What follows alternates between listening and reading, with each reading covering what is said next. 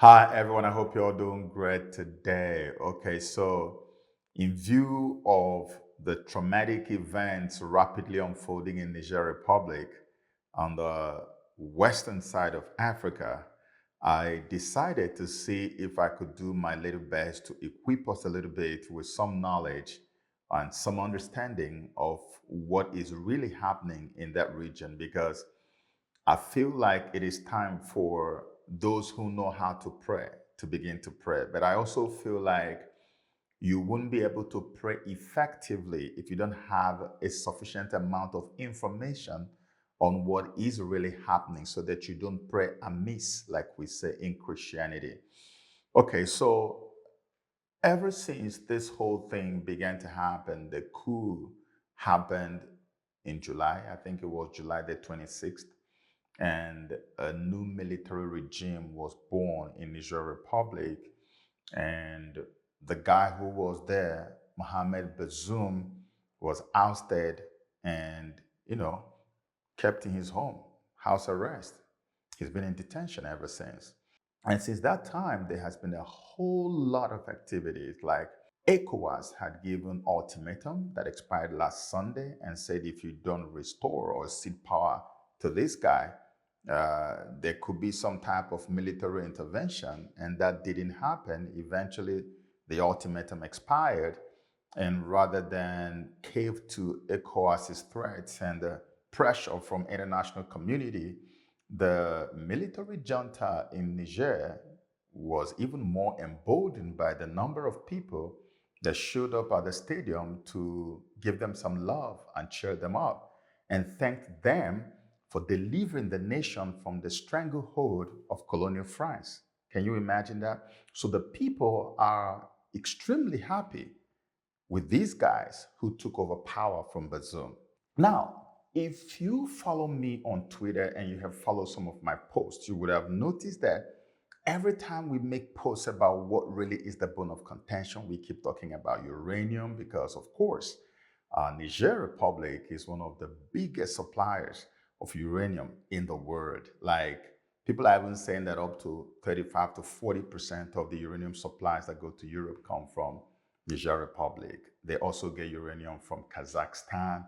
It used to be also Russia. They get from Russia as well. In fact, I read a report recently that despite all the sanctions they slammed on Russia, that they did not slam Russia with any sanction on uranium export, because sanctioning Russia on export of uranium means that the whole of the European Union's energy need is going to be scrapped.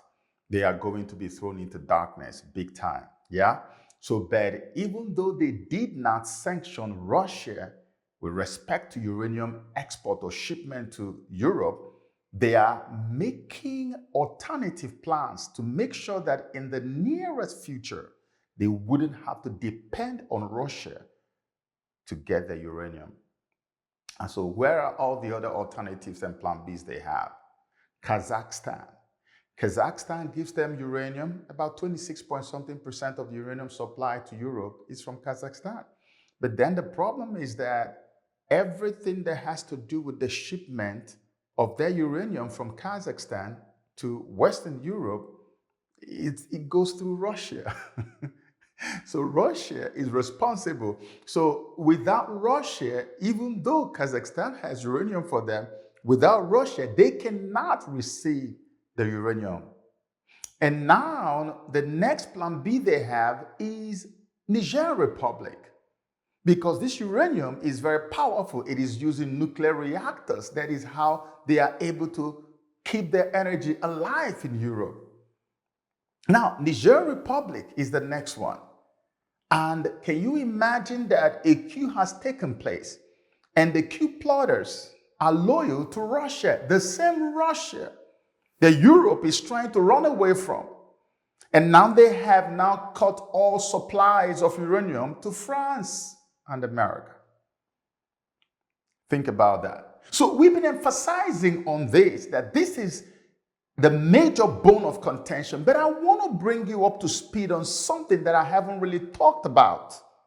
And that thing will shock you because if you ask me what is the real bone of contention, it is the one that I'm about to talk about right now. Many of you heard about the Nord Stream pipeline underwater explosion. Nord Stream is the major pipeline that moves gas from Russia to Western Europe, right? And you heard there was a time that it was blown up. That is something that I would say is a major, massive dent on Russia's economy. It doesn't mean it crippled Russia, but it was a hit that Russia really felt. And guess what? Every single person, including Russians and many high-profile American politicians, pointed accusing finger at who? At the United States of America, and said it was America that blew it up. The United States of America has not officially taken responsibility for that, but everybody says it's America. Russia is 100% sure that it's America that blew it up. And when that was blown up, America now became the sole supplier, not sole supplier, but a major supplier of gas to Europe.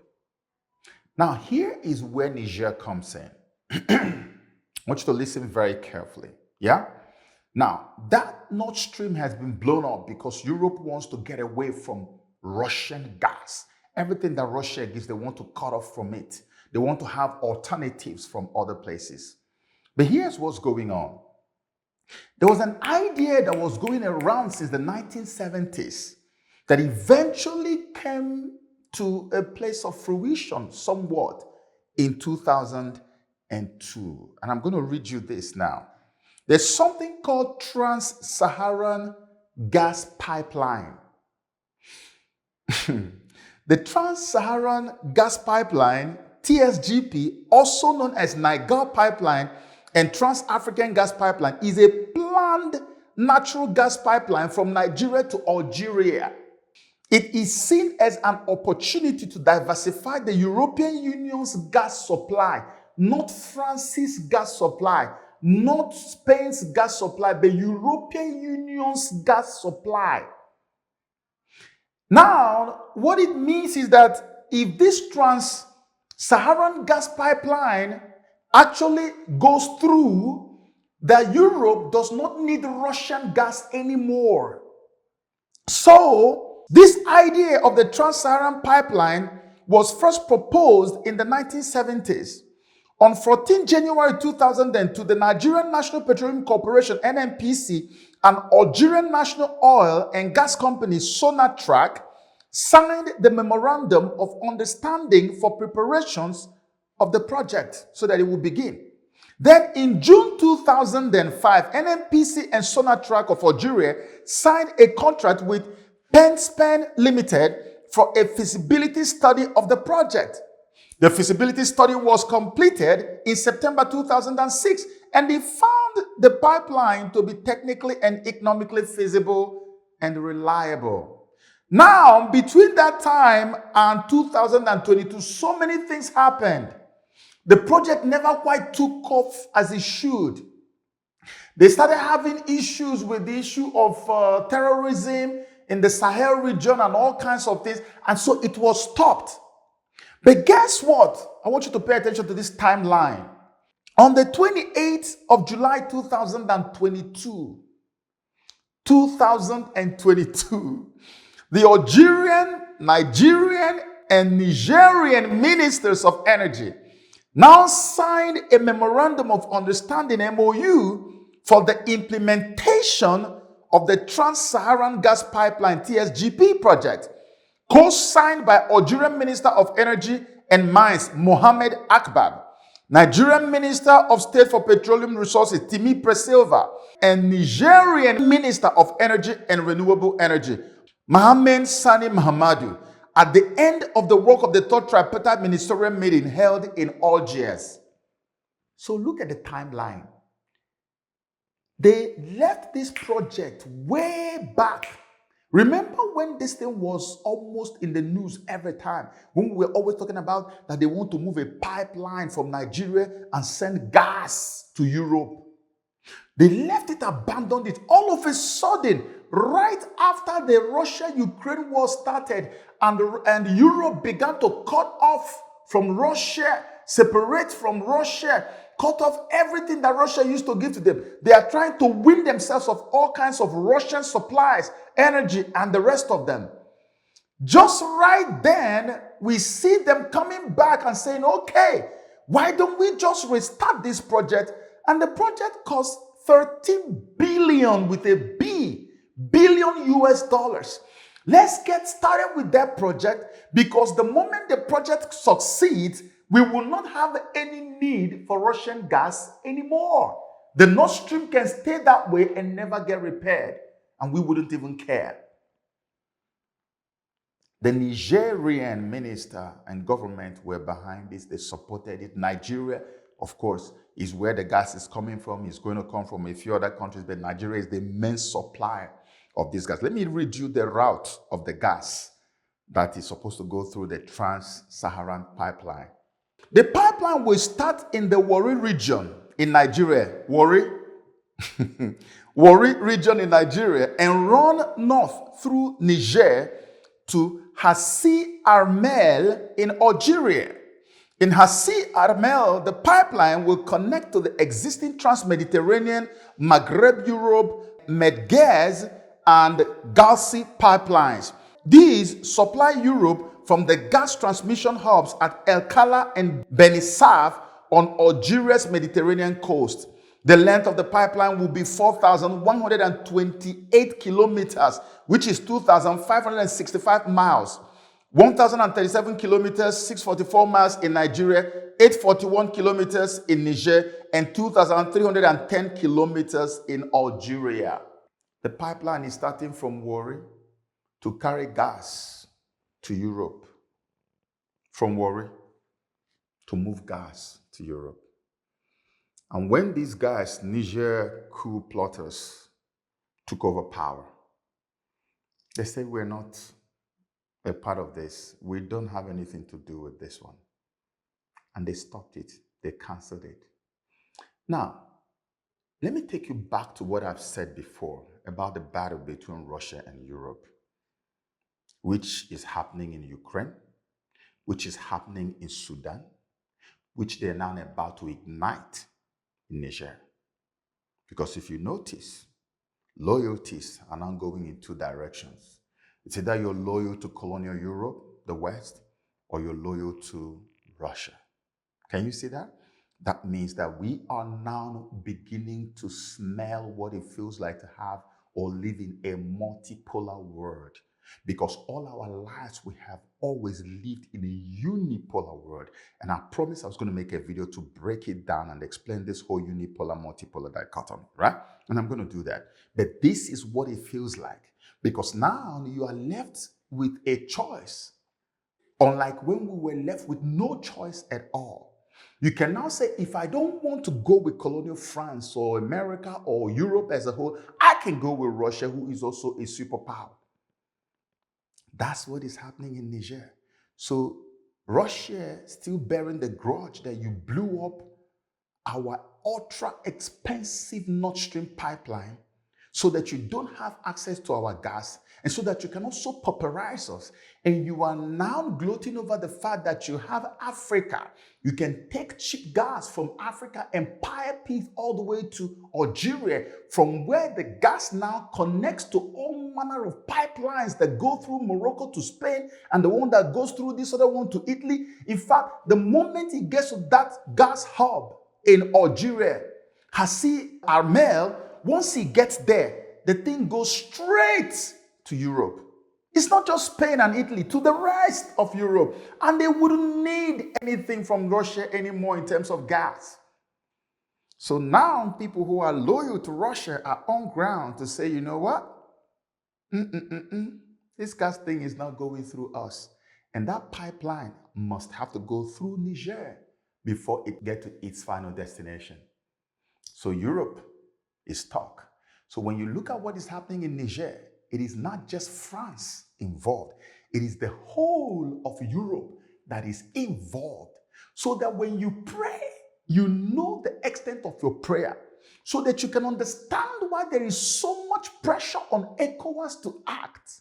So you can understand why there's so much pressure on France to also act, because they also have soldiers on ground in that place. And now you can understand why this is a make or break for Niger or Nigerian coup plotters or the new administration in Niger. Because this is why they brought in who? Wagner PMC fighters. It is no longer news. It's not even fake news. It's not even rumor. Wagner PMC fighters are on the ground in Niger Republic right now. And you know as much as I do that Wagner PMC, they don't play. They don't joke. I don't want to talk too much.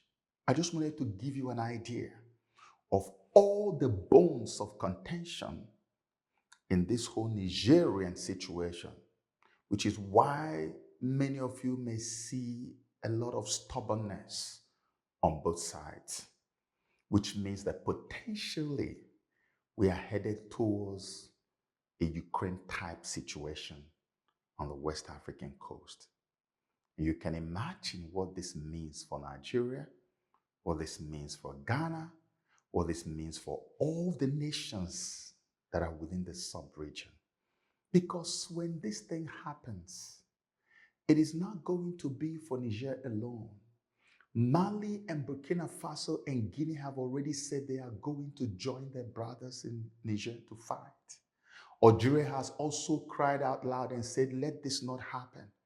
We must be consulted because we share like 1,000-mile border with Niger. So many other people. Egypt has also said, let this not happen. But do you think anyone is listening? The stuff that is at stake is huge. It's almost like a make or break, as I've told you. If they don't fight, what are they going to do with energy? Because Russia has already cut off. They have already blown up the pipeline. So they're not getting it. Uranium, they are deficient. You talk about gas, they are deficient. How do you want them? The only feasible way that is understandable to them, through which they can actually replace Russian gas supply, is through this pipeline that is going to move gas for them from Warri, Nigeria. When they have their people there, nobody can stop that from flowing. So for you to now stop the movement in Niger, you're going to have to face them. That's why this war is looming so hard. There are too many interests involved. There are too many things that are connected to this. And it's not going to be an easy war. It's not going to be like Sudan. It's not even going to be like Ukraine. This is going to be far worse than all the other two wars they are fighting. And this is why we pray and hoping that the voice of reason will probably step in on this guy, dawn on these guys. And somebody will just sit down and listen and say, hey, maybe we need to go the diplomatic route all the way and leave this whole military action. Because at the end of the day, it's still going to be the West sitting by and watching while African brothers fight fellow African brothers and we kill each other to impress rather than sit down around the table to discuss as we are known to do as Africans. May God help us.